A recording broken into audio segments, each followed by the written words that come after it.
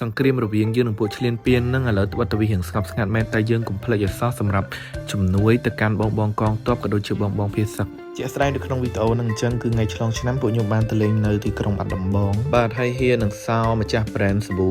កំចាត់អង្កែអូវ៉ានិងគ្រីមលាបមុខស៊ូស៊ីគាត់ក៏បរិច្ចាគនៅស្បៀងមួយចំនួនទៅតាមលោកពូដែលនៅយុទ្ធភូមិភាគទី5នៅខេត្តបាត់ដំបងនោះផងដែរបាទនៅក្នុងវីដេអូនោះលោកពូក៏បានអង្គុយជជែកប្រាប់ពួកខ្ញុំអំពី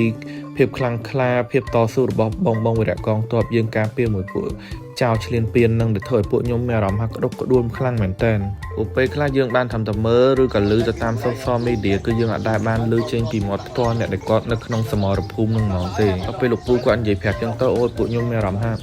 ដូចនិយាយពីមុនចឹងគឺមានអារម្មណ៍ថាវាក្តុកក្តួលខ្លាំងហ្មងបាទ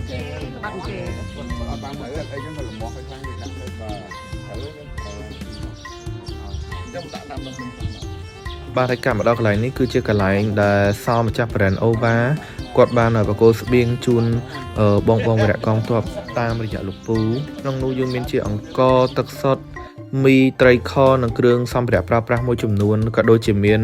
នៅជាសាប៊ូអូវ៉ាបាត់អង្កែដល់ពួកខ្ញុំក៏ដូចជាប្រជាជនកម្ពុជាទាំងអស់គ្នាខ្ញុំជឿជាក់ថាកន្លែងស័ក្តិនេះគឺអត់មានណាគេមើលនឹងភ្នែកទេគឺថាតិចក្តីច្រើនក្តីគឺពួកយើងតែងតែបរិច្ចាគទៅតាមមូលនិធិផ្សេងដើម្បីឲ្យដល់បងកងទ័ពក៏ដូចជាបងភាសឹកដែរម្នាក់បន្តិចតាមលទ្ធភាពចុះបងអូនអើយពួកអីយើងអត់ទាន់ដឹងថាសង្គ្រាមនេះវាអូបឡាយដល់ពេលណាទេអញ្ចឹងយើងមានតែជាតបជួក្រោយនេះឯងដែលជួយជាថវិកាបន្តិចបន្តួចឬក៏ជាស្បៀងដើម្បីទៅឲ្យដល់ពួកគាត់បាទហើយសម្រាប់ម្ចាស់ brand Ova គាត់ក៏មិនបានបរិច្ចាគត្រឹមតែកន្លែងឲ្យ